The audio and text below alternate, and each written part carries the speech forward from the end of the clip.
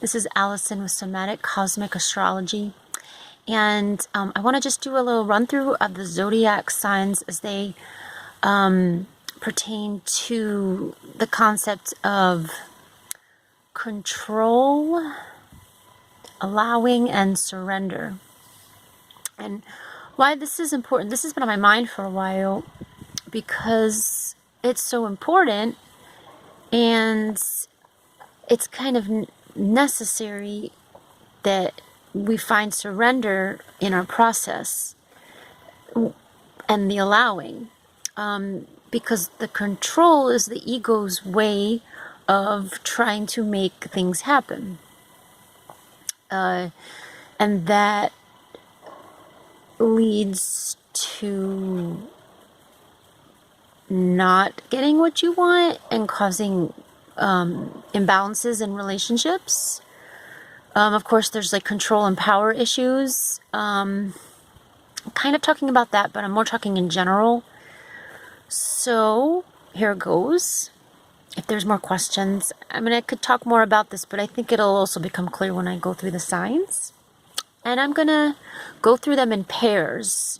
And I'm going to go through them using, this is kind of more 3D astrology. So I'm going to go through them in the Western astrology, starting with like Aries and Libra.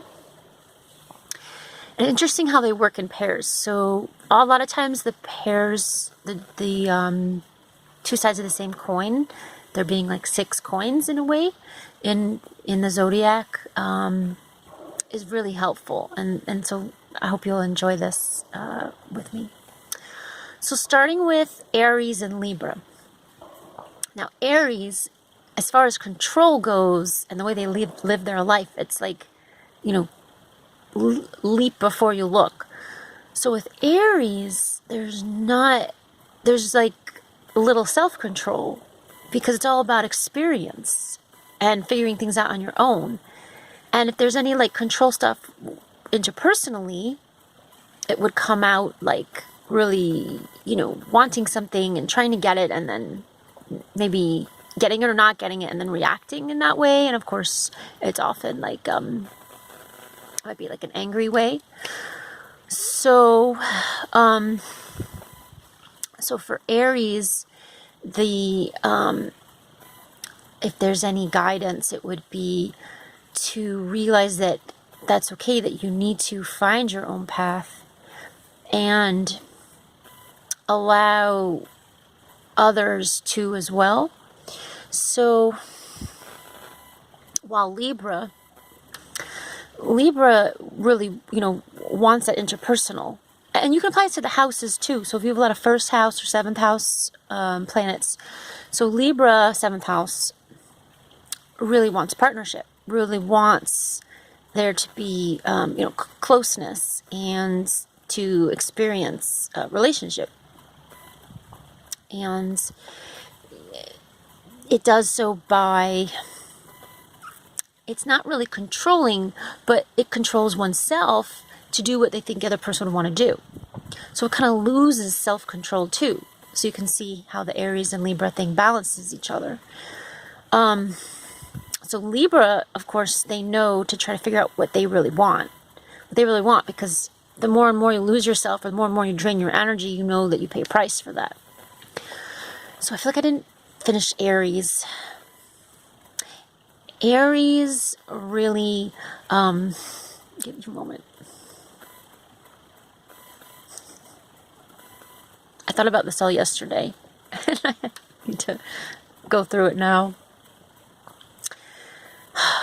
I guess with Aries really is just about realizing that people are going to do what they're going to do.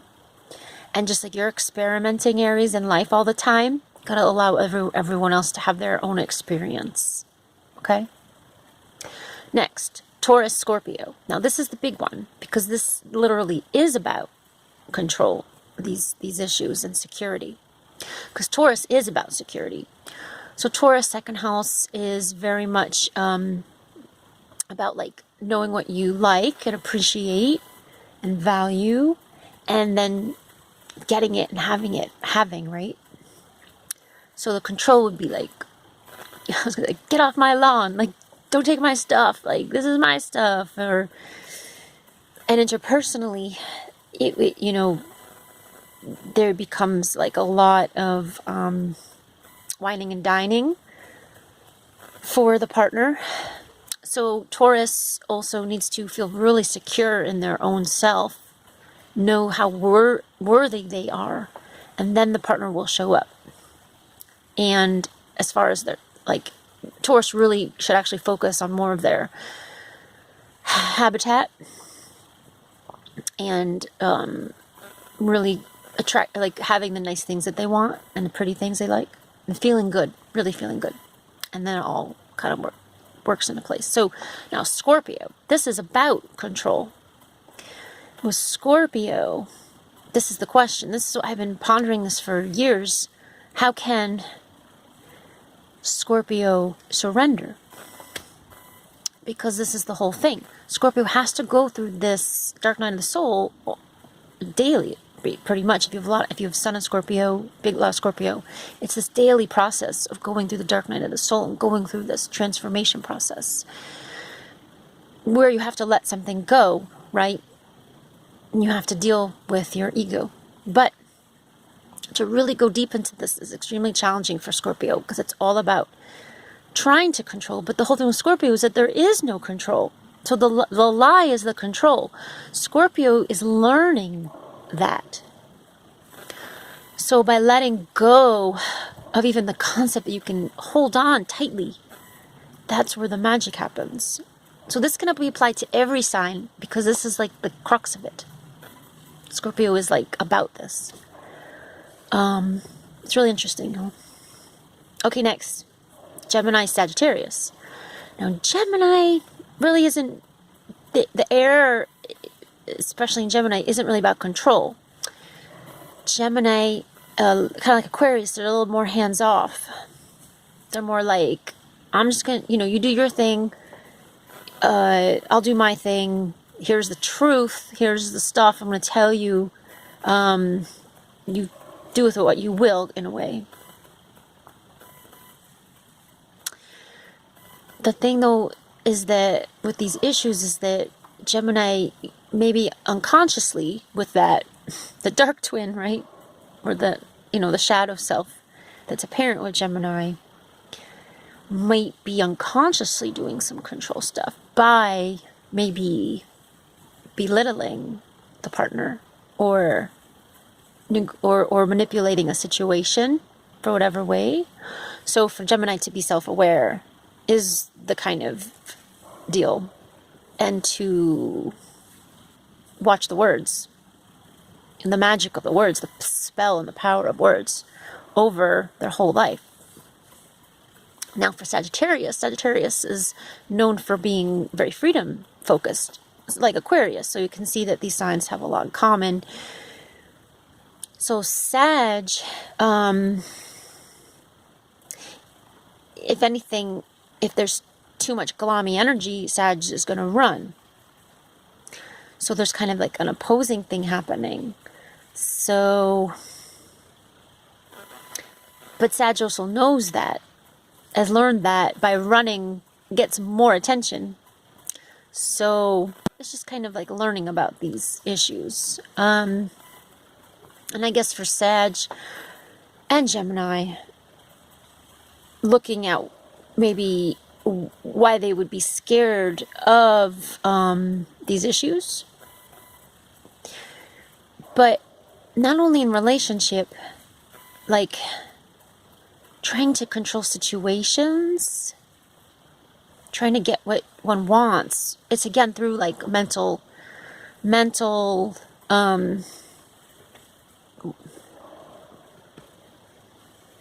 ways. So there's a lot of like that stuff happening.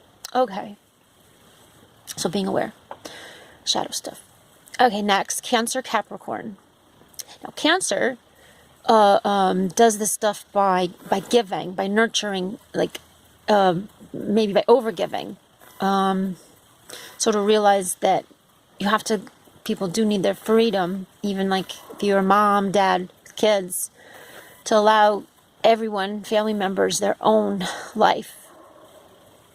And the control comes in when You're trying to, because you want everybody close. You want to help. You love giving. So you want to do that, and that's your way of controlling, and then it could get sticky if you have like unconscious stuff then you manipulate or whatever through that. Oh, I gave you, now you have to do this for me, right? And that kind of comes up in all parenting. And so, yeah. So Cancer's like the mother stuff, and then Capricorn's usually like known as the father stuff. Capricorn, the controlling stuff is interesting because Capricorn is so good at stuff, right? Is usually known for being really good at being in charge. So the control stuff serves you very well. And then everything goes, runs well. People, financially do well, ideas and everything. So again, using this in a good way, positively. And then like letting people fail so they don't need you. Like realize like where, like kind of like Cancer, like where you're kind of keeping people needing you. I thought there was something else I wanted to say. But I'm going to move on to Leo and Aquarius. Now, Leo with control is also interesting because Leo is the sun, right? And is actually meant to have people around them like moons. That's like perfectly okay as long as it's, again, conscious. Like, it's not manipulative. It's not like purely ego-based. Like, you have like an entourage that's just, for the only point of just looking a certain way. But if it's like your like real deal, like group, posse, whatever, like that's natural. So keeping it really natural. And again, the ego stuff, that's like the really big thing, like Capricorn, Leo, because they're so powerful. So the ego stuff, Scorpio too. So yeah, Aquarius, very hands off with the control thing. They really want everybody to be regulatory efficient, like everyone be able to take care of their own self. But Aquarius wants to actually control everything because they think they know the best way, like values, what would help the world and everything. So Aquarius actually does a lot of controlling stuff. It's not really known. That's not really known. I mean, of course, people probably pick it up. Aquarians think they know it all, everything. I think the Aquarius thing is like, I know. Aquarians just know stuff. They hear something, they know the truth. So you're trying to control Aquarians. Realize that. Realize that you actually are trying to control everybody. And then the people know. It's not pleasant. So truly letting people have their freedom, Aquarians, is good. Okay, last pair. Virgo, Pisces. Virgo, like Capricorn, you do such a great job that people really want you around. So if anything, you just try to control everything because you like things a certain way and you know the best way to do everything. So people actually should put you in charge.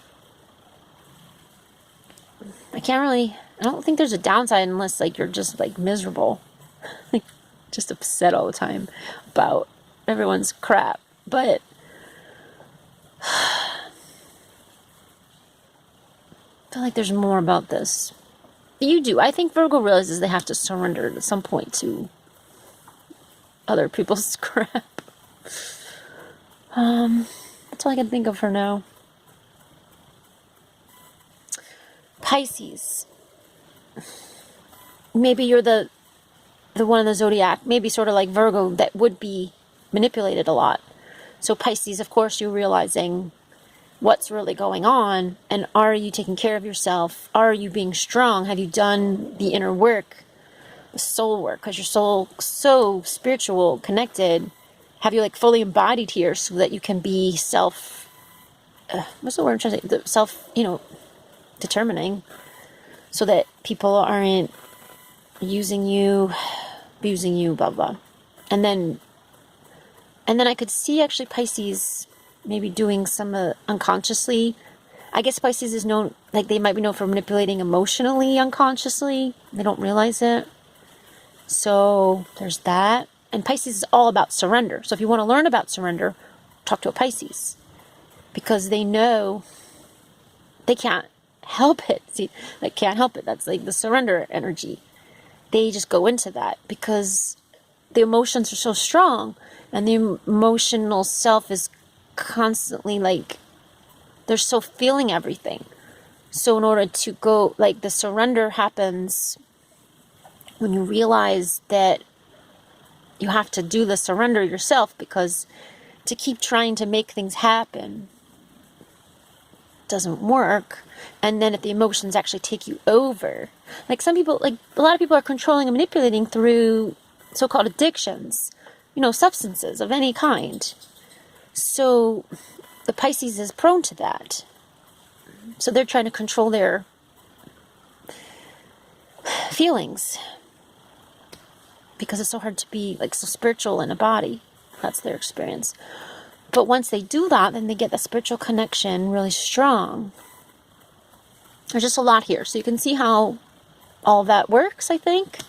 I love the subject. Let me know if you have any questions. What have you experienced it? How it fits in your chart? I would look at your sun, moon, rising, Venus, and Mars, and then anything that you got, like some stelliums and stuff. This is just like really important.